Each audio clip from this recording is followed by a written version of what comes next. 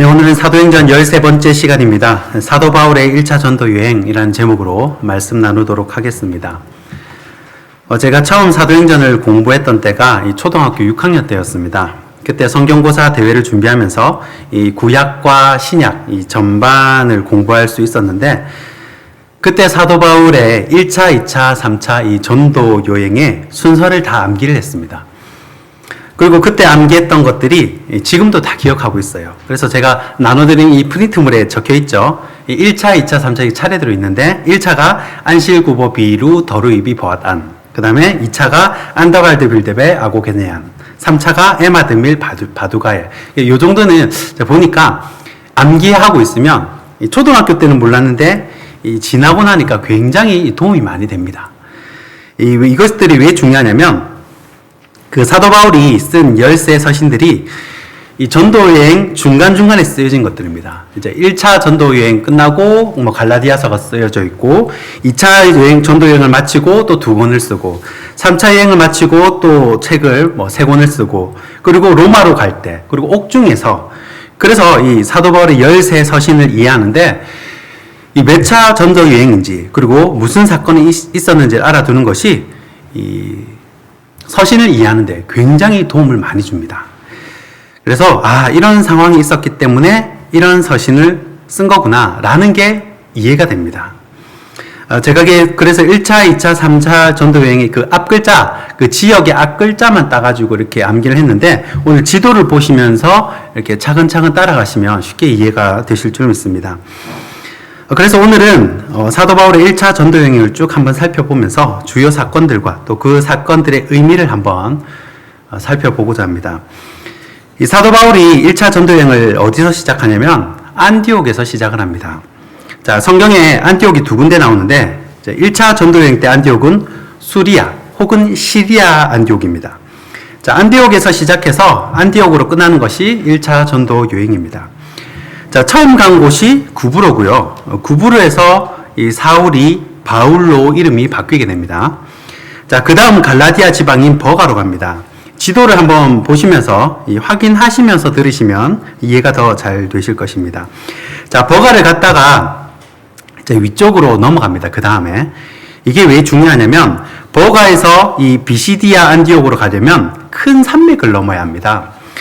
자, 지도에 그 산맥이 그 표시가 될랑말랑 그 컴퓨터로 보면 잘 보이거든요. 이 산맥이 보이는데 이게 버가 위쪽으로 이어집니다. 이 산맥을 넘으면 비시디아 지역이 나오는데, 그래서 여기 있는 안디옥을 비시디아 안디옥이라고 부릅니다. 자, 버가에서 비시디아 안디옥으로 가기 위해서는 굉장히 높은 산맥을 넘어야 되는데, 이 산맥에는 만년설이 있습니다. 자, 이 당시에는 이 산맥을 넘을 방법이 없어요. 그래서 보통은 왼쪽으로나 오른쪽으로나 이렇게 우회해서 넘어갔습니다.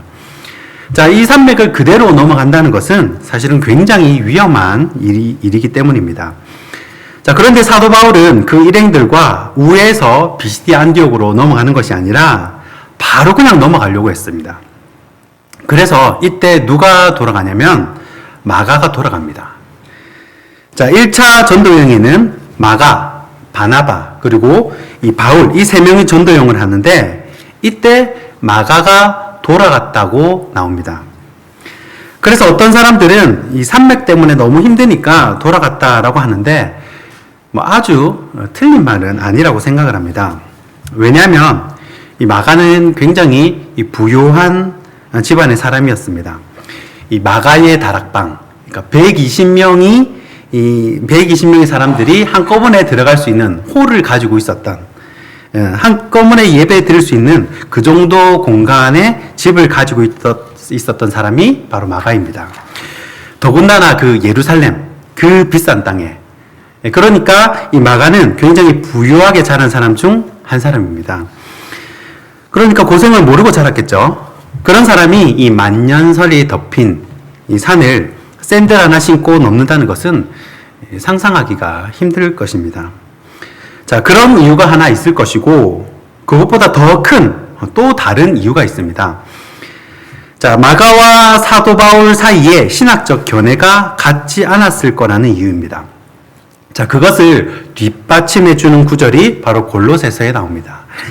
자, 골로새서는 AD 60년에서 62년 사이에 기록된 성경입니다. 그런데 1차 전도 여행은 46년에서 48년 사이에 있었던 일입니다.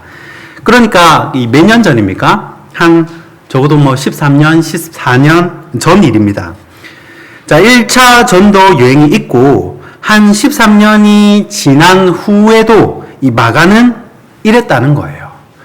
자, 어땠는지 한번 보시죠. 우리 나눠드린 프린트물이 있습니다. 골로새서 4장 10절에서 11절입니다. 자, 나와 함께 갇힌 아리스타고와 바나바의 생질 마가와, 자, 갈로는 뛰어넘겠습니다. 11절, 유수도라 하는 예수도 너희에게 문안하느니라. 그들은 할레파이나. 자, 보십시오. 자, 아리스다고, 마가, 그리고 유수도. 자, 이 사람들은 누굽니까? 그들은 이 할레파라고 하죠, 할레파. 자, 할레파의 가장 큰 특징은 구원받기 위해서는 할례를 받아야 한다는 것입니다. 자, 할레파라고 부르는 이유는 이 구원의 조건에 이 할례를 집어넣기 때문에 그렇습니다. 자, 구원받으려면 반드시 할례를 받아야 합니다. 라고 주장하는 유대인들을 할레파라고 하거든요. 그런데 골로새서는 AD 60년에서 62년경에 기록이 됐는데 이때까지도 마가는 할레파였습니다. 자, 구원받기 위해서 마가는 할례를 받아야 한다라고 주장을 했다는 거예요. 자, 그러면 1차 전도 여행 중에 바울이 전한 복음은 무엇이었습니까? 오직 믿음입니다. 그래서 버가쯤에서 마가가 돌아가는데, 자, 왜 마가가 돌아갔는지는 이 사도행전에 정확히 나오진 않지만 아마 힘든 게 하나의 이유였을 것이고요. 그것도 큰 이유가 될 수 있습니다. 만약에 보십시오. 이 바나바, 그 다음에 누구죠? 바울, 마가. 자, 이 세 명이 다니는데 여러분 누가 빨리 하겠습니까? 누가 밥하겠어요? 만약에 저랑 담임 목사님하고 또 장로님하고 그 시대에 이 전도 여행을 한다 치면 여러분 누가 설거지 하겠습니까? 당연한 거죠. 물론 이 마가가 이때 허드렛 일을 많이 했을 겁니다. 분명 그런 이유도 이제 작용을 했겠지만, 그렇게 말하면 너무 또 이렇게 또 유치하잖아요. 그러니까 결정적인 이유, 이 납득할 만한 이유는 바울이 전하는 복음이 이 마가가 보기에는 아마 이단처럼 보였을 겁니다. 자, 어떻게 믿음만 가지고 구원을 받냐는 거예요.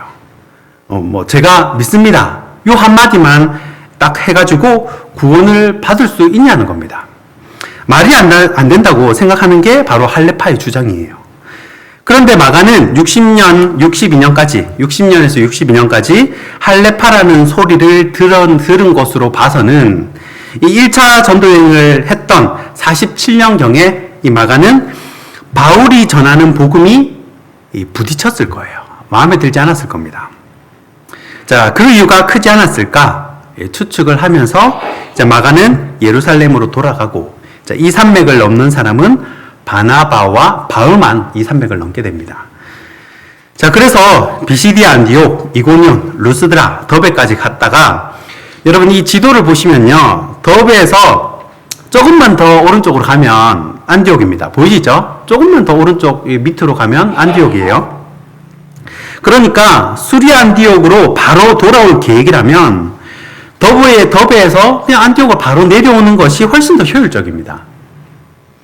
그런데 바나바와 바울은 더베에서 왔던 길을 다시 되돌아가요.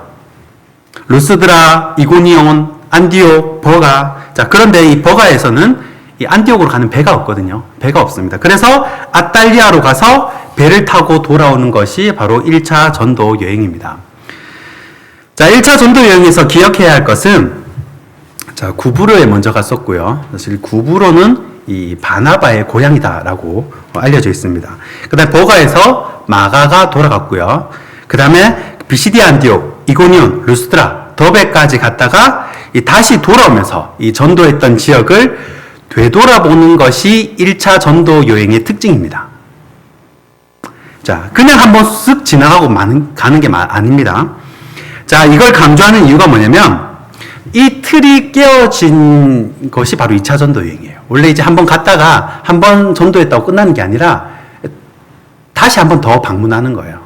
제대로 이 교회가 섰는지, 제대로 이 신앙생활을 하는지 한 번 더 돌아보는 게 이게 규칙인데 2차 전도 여행이 이 틀이 깨집니다. 자, 3차 전도 여행도 마찬가지입니다. 3차도 갔던 곳을 다시 되돌아보면서 돌아옵니다. 이 원칙이 깨진 게 2차죠. 2차 전도 여행이 굉장히 중요합니다. 이 부분은 이제 다음에 이제 설명을 드릴 거고요. 자, 비시디 안디옥, 이고니온, 그리고 루스드라, 더베, 다시 루스드라로 갔는데, 여러분이 루스드라에서 사도 바울이 돌에 맞습니다. 자, 그 내용이 사도행전 14장에 있습니다. 자, 루스드라에서 사도 바울이 어떤 일을 당했냐면, 여러분, 사도행전 14장 19절입니다. 우리 프린트를 보시면 됩니다. 사도행전 14장 19절. 유대인들이 안디옥과 이고니온에서 와서 무리를 충동하니 그들이 돌로 바울을 쳐서 죽은 줄로 알고 시외로 끌어내치니라. 아멘. 자, 여러분, AD 47년경에 사도 바울이 루스드라에서 돌에 맞습니다. 여러분, 이때 누구 생각이 났겠습니까? 예? 예, 스데반이 이랬겠구나. 생각이 났을 겁니다. 자, 그러니까 1차 전도 여행이 사도 바울에게 여러 가지 의미가 있는 거예요. 자, 마가랑도 결배를 하고요. 루스드라에서 돌도 맞아보고, 또 그러면서 갔던 지역을 되돌아보면서 돌아오는 겁니다. 자, 여기까지가 1차 전도 여행입니다. 자, 이제 사도 바울이 전도 여행을 마치고 이제 안디옥에서 쉬고 있습니다. 쉬고 있는데 갑자기 소문 하나가 들려요. 어떤 소문이냐면, 예루살렘에서 어떤 사람들이 이제 사도 바울처럼 자기처럼 이 갈라디아 지역에 교회에 왔다는 겁니다. 자, 그러면서 이 사람들이 와서 하는 말이 뭐냐면, 사도 바울이 전해준 복음과 완전 반대의 말을 하는 겁니다. 믿음으로 구원을 받는 게 아니다라는 거예요. 그게 성경에 어디 나오냐 하면서 이제 반박을 하는 겁니다. 율법을 지켜야 된다. 그리고 안식일을 지켜야 된다. 11조를 하고 절기를 지켜야지. 율법에 이런 것들을 다 지켜야지. 그래야 구원을 받는다라고 이야기를 해주는 겁니다. 그리고 제일 중요한 것, 바로 할례를 받아야 한다는 거예요. 그래야 구원을 받는다는 겁니다. 그런데 사도 바울은 할례를 강조하지 않았거든요. 오직 무엇을 강조했습니까? 오직 믿음이죠. 구원받는 데 믿음을 강조했습니다. 그런데 이런 소문이 안디옥에 있는 이제 수리 안디옥이죠. 수리 안디옥에 있는 이 사도 바울 귀에 들립니다. 자, 이런 소문을 처음에는 사도 바울이 별로 큰 문제라고 생각을 안 했던 것 같습니다. 왜냐하면 자기가 엄청 헌신하면서 이 복음을 증거한 거를 그 지역 사람들이 다 알거든요. 사도 바울이 개척했고, 사도 바울이 돌 맞으면서까지 이렇게 복음을 전했는데, 그렇게 고생하면서 복음을 전한 거를 그 사람들도 다 알잖아요. 그러니까 그 사람들은 절대 흔들릴 리가 없다고 생각을 한 겁니다. 자, 그런데 사도 바울의 생각과는 달리 이 교회가 흔들리는 겁니다. 심지어 교회가 어디까지 가냐면, 이 사도 바울이 이 사도임을 의심하는 거예요. 진짜 사도인지 의심하는 겁니다. 자, 왜냐하면 사도의 조건이 있거든요. 사도의 조건이 있는데 그 조건이 사도행전 1장에 나옵니다. 사도행전 1장 21절에 사도의 조건이 나오는데, 자, 가룟 유다를 대신해서 이 사도를 뽑을 때 이 조건이 뭐냐? 사도행전 1장 21절입니다. 이러므로 요한의 세례로부터 우리 가운데서 올려져 가신 날까지 주 예수께서 우리 가운데 출입하실 때에 항상 우리와 함께 다니던 사람 중에 하나를 세워 우리와 더불어 예수께서 부활하심을 증언할 사람이 되게 하여야 하리라 하거늘. 아멘. 자, 예수님의 세례부터 그리고 예수님의 승천 때까지 항상 함께 다니던 사람들 중에 사도가 될 수 있다는 겁니다. 자, 그게 조건이에요. 자, 이게 조건으로 본다면 사도 바울은 당연히 사도가 될 수가 없습니다. 그러니까 이 말이 맞죠. 온 사람들이 교회 찾아다니면서 온 사람들 말이 맞죠. 바울이 예수님께 직접 부름받은 것도 아니고, 그렇다고 바울이 예수님을 직접 만난 적도 없습니다.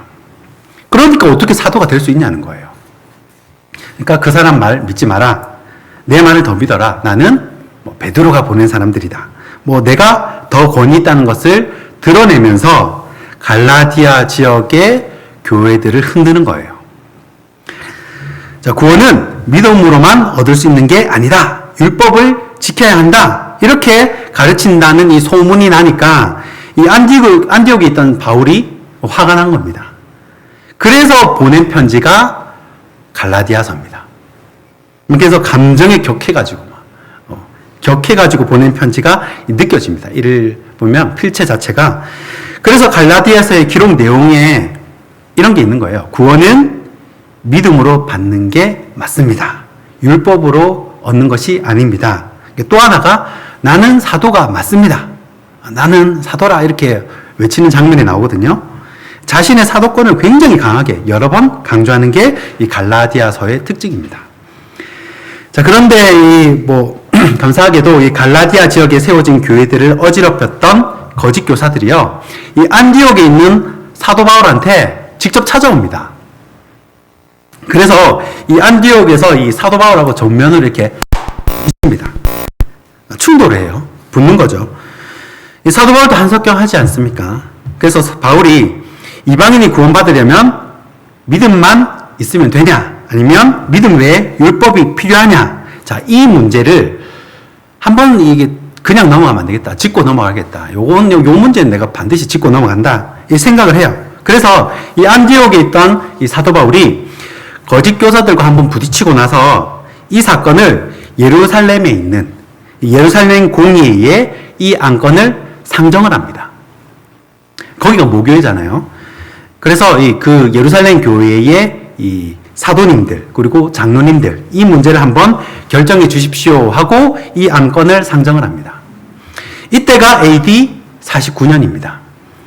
이것이 예루살렘 공의회, 이 사도행전 15장에 등장하는 이 예루살렘 공의회에 상정된 안건이 뭐냐면 이방인의 구원이 믿음이면 충분한지 아니면 그 외에 다른 게 필요한지 이 문제입니다. 그래서 이것을 가지고 이제 예루살렘으로 가는 겁니다. 자, 이 내용이 사도행전 15장 1절에 나옵니다. 사도행전 15장 1절입니다. 보십시오. 어떤 사람이 유대로부터 내려와서 형제들을 가르치되 너희가 모세의 법대로 할례를 받지 아니하면 능히 구원을 받지 못하리라 하니. 자, 이게 누구의 주장입니까? 할례파의 주장입니다. 자, 할례파는요, 예수님을 부인하는 게 아니에요. 예수님을 거절하는 게 아닙니다. 예수님을 믿어도 돼요. 그런데 그것만 가지고는 안 된다는 겁니다. 하나가 더 필요한데 율법, 할례가 필요하다는 거예요. 그래서 15장 2절을 보시면요. 바울 및 바나바와 그들 사이에 적지 아니한 다툼과 변론이 일어난지라. 자, 교회에 분란이 생긴 겁니다. 어떤 문제를 가지고 교회에 분란이 생겨났어요. 형제들이 이 문제에 대하여 바울과 바나바와 및 그 중에 몇 사람을 예루살렘에 있는 사도와 장로들에게 보내기로 작정하니라.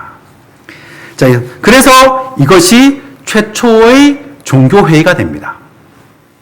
자, 이 안건은 이방인의 구원은 믿음이면 충분한가? 아니면 다른 게 더 필요한가? 그 문제라 그랬어요. 그래서 15장 4절 말씀입니다. 15장 4절에 예루살렘에 이르러 교회와 사도와 장로들에게 영접을 받고 하나님이 자기와 함께 계셔 행하신 모든 일을 말하며 5절입니다. 바리새파 중에 어떤 믿는 사람들이 일어나 말하되 이방인에게 할례를 행하고 모세의 율법을 지키라 명하는 것이 마땅하다 아니라. 자, 예수 믿는 사람 중에 어떤 사람이 이렇게 주장을 하는 거예요. 자, 어떻게 할례를 받지 않고 하나님의 백성이 될 수 있냐라는 겁니다. 그거는 말이 안 된다. 율법을 지켜야 된다. 안식일 당연히 지켜야지. 절기를 지키고 11조를 지키고 당연히 율법을 다 지켜야 된다라고 말을 하는 겁니다. 자, 여러 사람들이 갑론을박을 하죠. 그리고 6절입니다. 6절에 사도와 장로들이 이 일을 의논하러 모여 7절에 많은 변론이 있은 후에 베드로가 일어나 말하되. 자, 베드로도 주장을 합니다.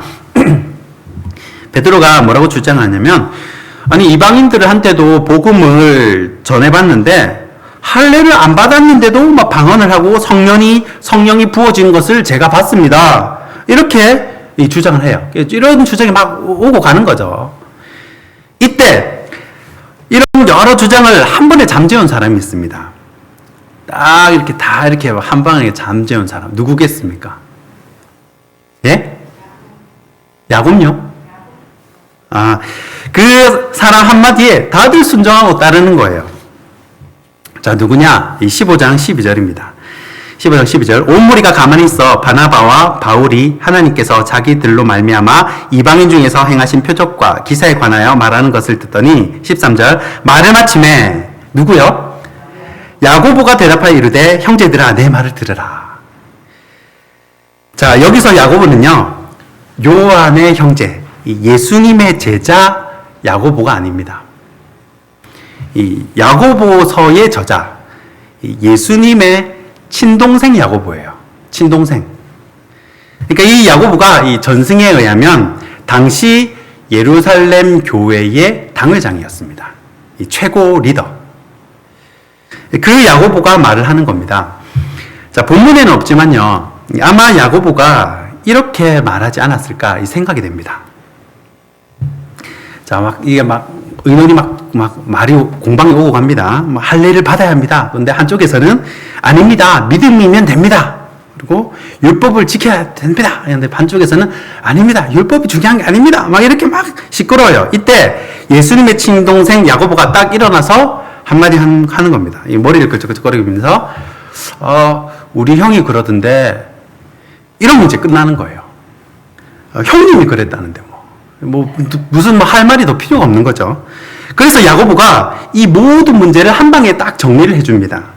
뭐라고 하냐면 20절을 보시면요.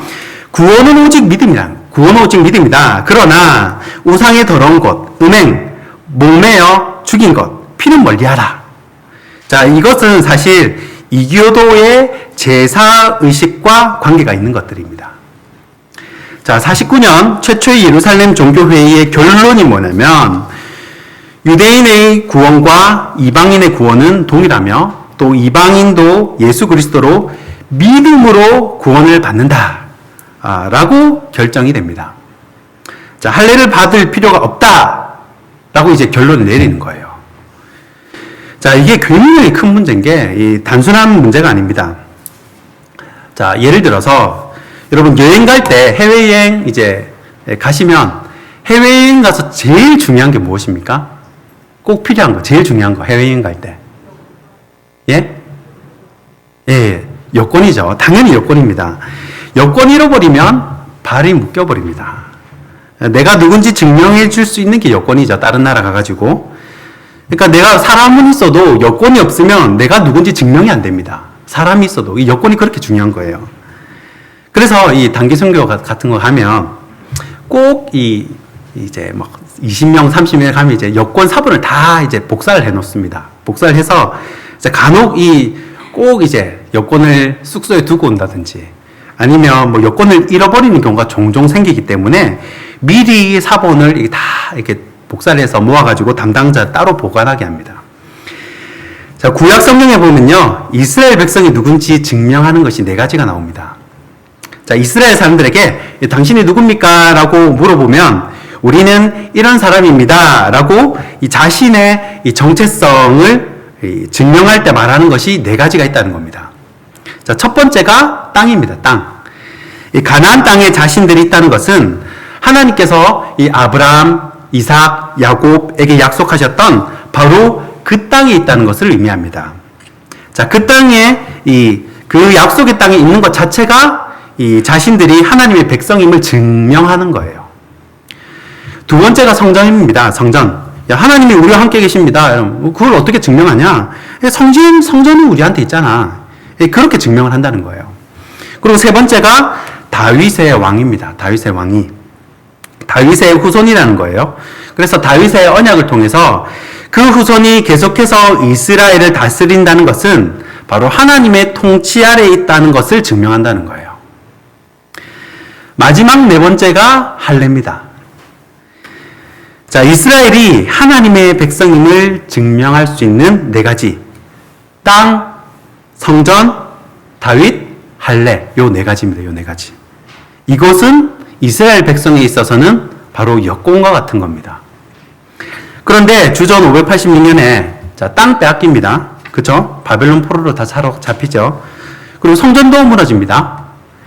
그리고 다윗 왕위도 끊겨버립니다. 이것들이 한날에 한꺼번에 다 끊어집니다. 그리고 마지막 남은 것이 바로 이 할례예요. 그러니까 이스라엘 백성들이 이 할례를 붙잡으려는 겁니다. 뭐 너무 율법적인 게 아니냐. 그렇지 않다는 거예요. 이스라엘에게 있어서는 이 마지막 남은 자존심입니다. 이스라엘 입장에서는 비록 포로이고 속국이라도 자신이 하나님의 백성임을 증명할 수 있는 마지막 증명서가 바로 이 할례라는 겁니다. 그런데 AD 49년 예루살렘 공의회 때 하나님은 이것조차도 내려놓으라는 거예요. 내가 누군지 할례가 증명하지 않는다는 겁니다. 그러니까 할례를 내려놓는 것은 유대인들에게 굉장히 어려운 일이에요.